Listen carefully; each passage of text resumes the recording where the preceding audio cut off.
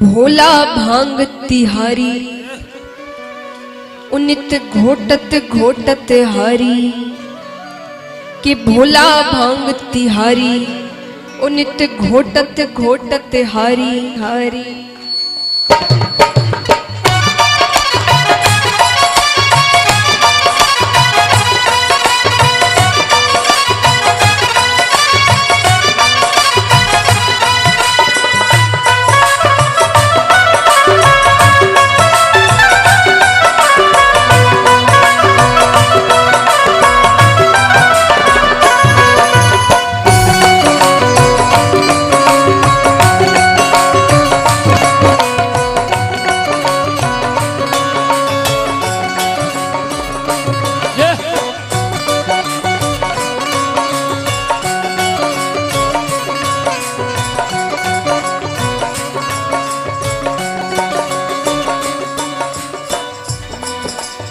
भोला भांग तिहारी उनित घोटत घोटत हारी। भोला भांग तिहारी उनित घोटत घोटत हारी। मेरे दोनों हाथ दुखाए तेरी एक दिना की होए तो घोटू रोज न घोटी जाए। भोला भांग तिहारी उनित घोटत घोटत हारी। भोला भांग तिहारी उनित घोटत घोटत हारी। मीठी मीठी तालियां एक साथ।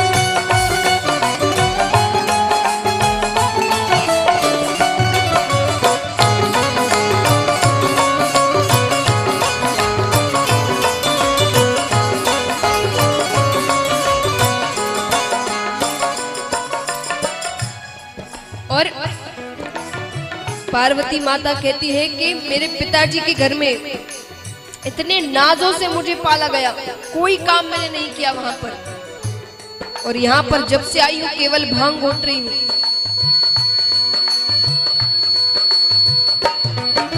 नाजुक तन को नाज से पाला कैसे सहूं कसाले।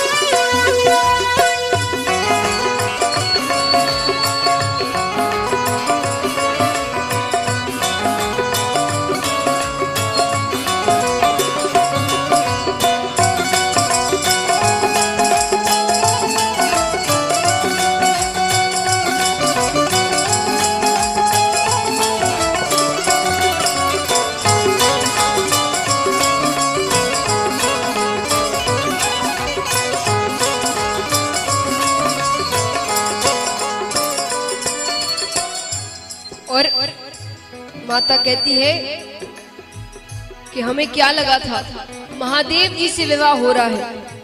मेरे माता पिता कितने प्रसन्न हुए थे कि अब तो हमारी बेटी राज करेगी। अरे 3 देव है, ब्रह्मा विष्णु महेश, 3 देव में से एक देव से विवाह हो रहा है। लेकिन जा दिन से मैं ब्याह के आई भरी उनित घोटत घोटत हारी। भोला भांग तिहारी उनित घोटत घोटत हारी।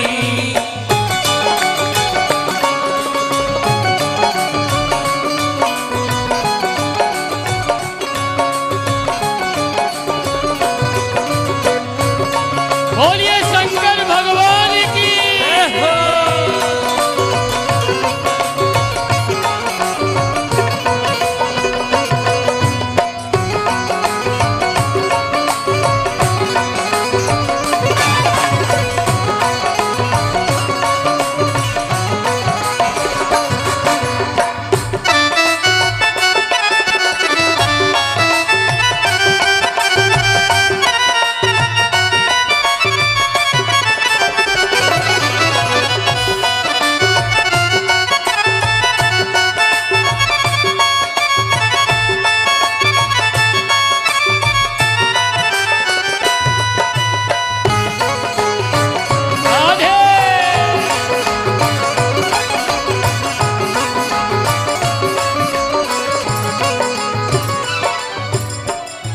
महाराज चलिए एक बात बताइए,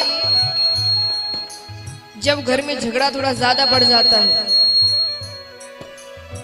तो आप बताएं महिलाओं की आखिरी धमकी क्या होती है?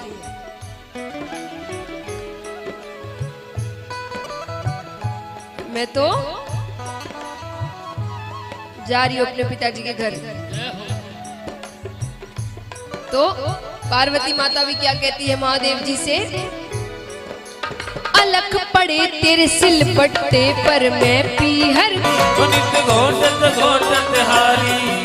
अब भोले बाबा जवाब देते हैं, इतनी बातें सुन ली। पुरुष भी ज्यादा बार बार नहीं बोलते, बहुत समय तक सुनते फिर एक साथ कहते हैं। कई बार बच्चों के साथ भी माताएं कहती है ना कि पापा देख रहे हैं बहुत दिनों से, इसका मतलब अब डांटने के दिन पास ही है। और वो एक गलती के लिए खूब सारी गलतियों के लिए एक साथ डांटेंगे। तो भोले बाबा भी इतनी बातें सुनकर अब जवाब क्या देते हैं भोले बाबा? सुन गणपत की महतारी नित घोटो भांग हमारी। सुन गणपत की महतारी नित घोटो भांग हमारी। बिन भांग रहा न जाए गौरा तुझको छोड़ दूं, लेकिन भांग न छोड़ी जाए।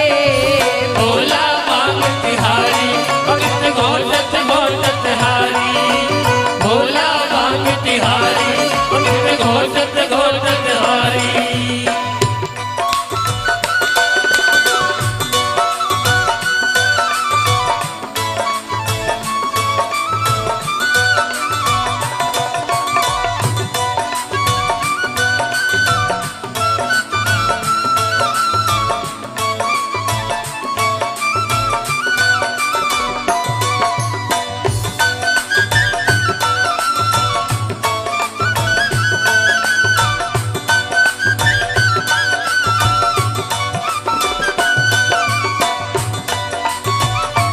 बोलिए देवों के देव महादेव की।